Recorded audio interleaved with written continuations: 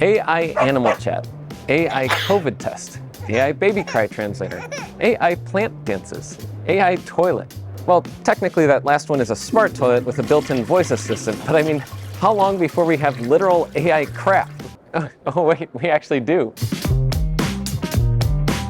My dad and I are wrapping up CES 2024, and AI was the buzzword of the year. Everything from AI backpacks to AI burgers. The theme this year is slap artificial intelligence in front of every word and hope it sticks. From AI beauty stores to AI booths, AI kiosks, AI cocktail bars, AI sleep, and even AI eyes, it's literally around every corner. But AI isn't all hype. Like, I use Whisper AI on my Mac to generate transcriptions for every video on this channel, this one included. But I edit the transcript afterwards to make it just right. That's the crux of it for me. A lot of the best AI today assists us in doing something we're already doing. You probably don't need a robot trying to be your friend, but helping you do the things you already do better and faster, I'm game for that. But my big question is, after a few days and like 40,000 steps, did you find any good or at least memorable tech here? Yes, I did. In fact, the Indy challenge, the cars that are automated but run by humans, autonomous challenge, that is an awesome thing. The sensors and being able to walk that car and have that guy explain to us. Look up close into the details. Yes, exactly. And to see how all the things can come together to make a vehicle on a track go 150 to 200 miles an hour, that was awesome. So one thing I saw was an ultrasound machine, handheld, battery, rechargeable. They foresee, it's brand new, so they foresee people being able to rent them or buy them. They're like $1,000, which is pretty cheap. And plus, you want to see what's going on when you kick. I mean, it just brings a whole new thing to having a baby. And then there was the circuit mess people who have a lot of great DIY STEM kits. That's awesome. And then I loved also the Dolben Dream, both because it addresses autism and even some elderly issues with people's sensory things. But it also was a young, energetic guy that was presenting the demonstration to us. We saw a lot of that down at the, what was it called, Eureka Park. Eureka Park. That was a lot of booths where it's like a guy with his dream standing there, showing it off to everybody. Yeah, there wasn't. Some of those guys were 20 years old, 25, and some of them were 60. So it was a pretty cool place. I recommend it. For me, another thing that I found down there too, I think some of the things that we like the most is because we saw the engineers behind the products. Yes. There was a smart fitness band, the Straffer, I think. I love that. Again, a young, energetic guy, electrical background. He made a band out of material that you stretched and its resistance changed, and it stretches an awful lot, like those exercise stretchy things. There were two cool things about it. The thing that hooked me in was he actually designed his own bed of nails tester on the assembly line for it, so that he could test things, and he used a Raspberry Pi in it. Yeah. So that attracted me right away. Yeah. And he built another Raspberry Pi test fixture for the end of the line that programs it, gets its serial number, all those kind of things. Yeah. So very cool to see that. And his number of shipped failures? It's like zero. He was talking about that. I know he did a good job on that. Yeah. And yeah. The other cool part was like he was stretching the rubber part, and I was like, how is that getting feedback? If you're not stretching the part touching the sensor. Yes, you're not. He said that he basically patented a stretchable resistor. You can change the resistance by stretching the band by a lot. Silicon. Like by a lot. It's like stretching. It's amazing. Very cool. It was very fun to see. And for me, another cool thing I saw on the floor, which I might do a little testing with on a Raspberry Pi later, is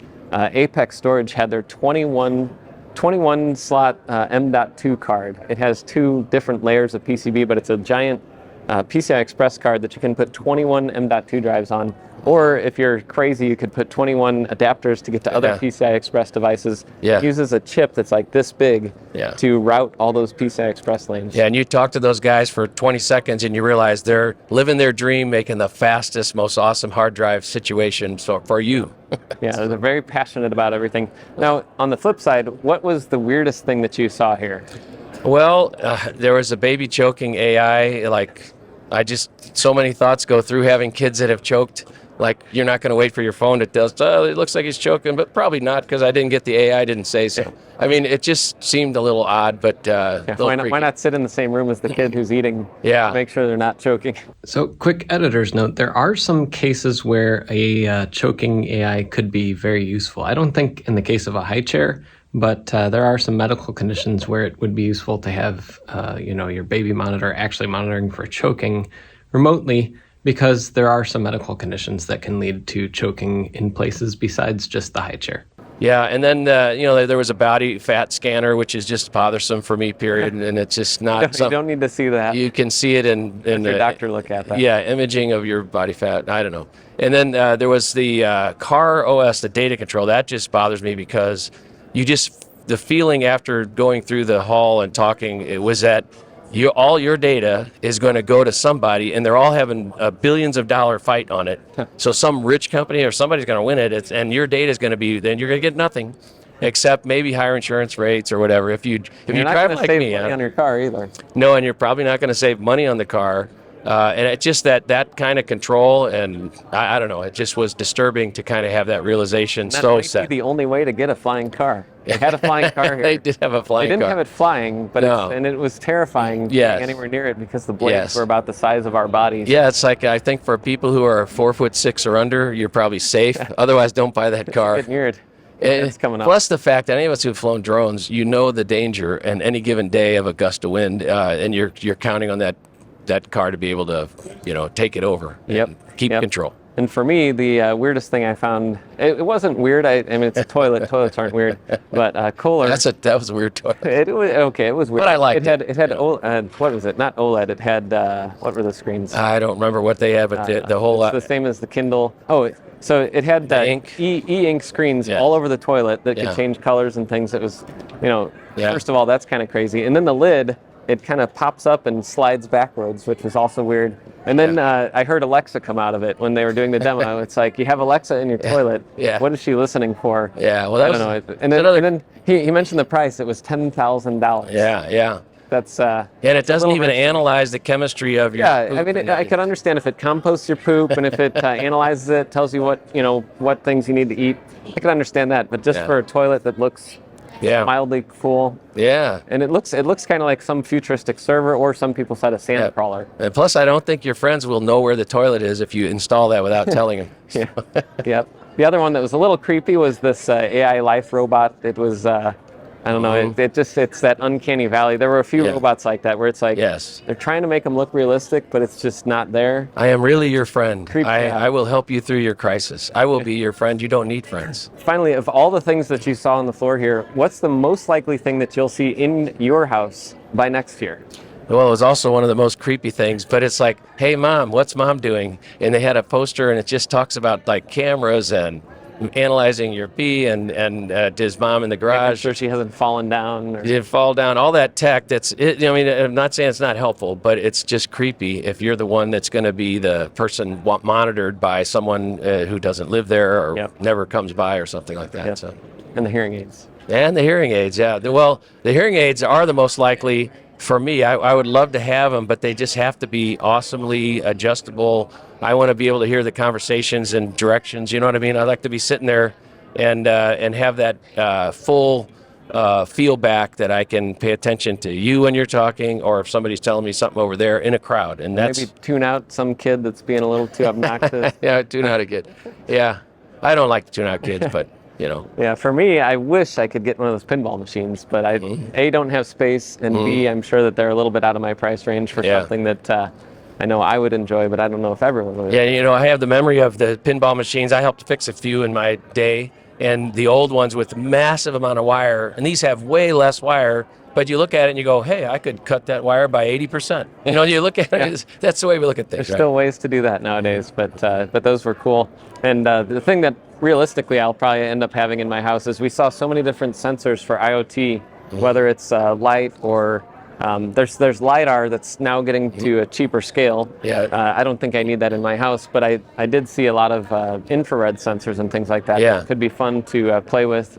You had mentioned maybe an IP camera that does infrared. So you could put it at a tower site, see your equipment, and see over time which things are getting warmer. Yeah, you would be able to tell your natural airflow, what was going on, make adjustments or not, and you'd see a panel start to glow if there was a bad connection inside of it. Or if you have an RF line that's 3 inches, it starts getting a little warmer. Connector or bend in the RF line, and it's getting warm.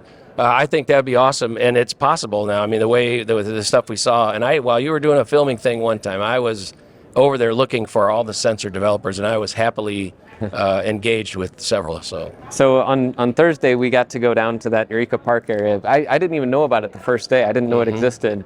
And it was very cool. I think both of us, it's probably our favorite area. We also saw like Nixie tubes and things, but we did see an area themed orange for the Netherlands. Yes, yeah. We got a little video clip there. Yeah. But it was just chance. It was, I was wearing my Dutch soccer shirt. Yeah. So a couple people were like, oh, Yeah. Yes. Yeah. No, a lot of good memories about the Dutch, especially that 60s, 70s eras of their soccer team. And if you don't know, the Geerling name comes from there. It was Southern Holland. And my mom always goes through our genealogy back to those roots. Yep. But there's also a lot of tech that kind of makes you scratch your head. Like there's a cool giant transparent display, but they made it age and de-age people, and that was again, it's like uncanny valley. Like I don't need to see this guy who's 40 years old as a 10-year-old. That's just weird. Yeah. I don't, and it's the tall body with a little 12-year-old face, just kind of weird looking. The fact they did it almost in real time. It's and it was, when they turned around, the head would do weird things, strange stuff. But for every strange sighting, there was some neat tech too. Like this guy brought his iNixie new stock Nixie tubes for kind of retro tech and clocks and things. They're those are pretty pricey. Yes, but they are. But it's new. He's getting this thing spun up, and maybe at some point. One of the most pumped up guys at the whole show. That guy would love to, and he blowing the glass or whatever he does, and making the little Nixie numbers and letters. And he made a couple of. He made like a reindeer and a Christmas tree or something. Things. Of course, those would probably be even more expensive. They are. I asked because that's just fun, but they're how much to make a when Geerling engineer? When they would not tell me how much, that's expensive. And the toilet in the beginning of the video with the OLED and all that, $10,000. Yeah. A lot of the tech here is just astronomically expensive, but some of the parts, I think the best thing is the best parts of a lot of those things will trickle down into the electronics that we can actually afford. Well, that people that aren't on 8-figure income can afford. That's what'll happen. I wouldn't even ask about the John Deere tractors or the massive industrial diggers and all those kind of things. In some places, the show is a little bit more like business to business than a consumer expo. I don't know what that was about, but it was still fun to see. Would you do this again? I would. I would definitely do it again. And I don't know, for some people, if it'd be like every 2 years. It's sensory overload for tech people, because if you go around as fast and see as much as you can, you will have to take a break. But it is amazing. If you like cars, tractors, it does. IoT, 3D printers. It is all here. Yeah, e-bikes and e-trikes for robotic your kids. Vacuums and snowblowers. Yes, all kinds of things are here, and big robotic things that are like on the farm. It's a place you'll see it all. Helicopters, personal helicopters, stuff like that. It's amazing. The ones that'll take your head right off. Yes. Well, we'll see. I know I'll be posting a couple more videos about other parts of the show on my main channel, but make sure you subscribe, because we have more fun videos coming for 2024. Yeah.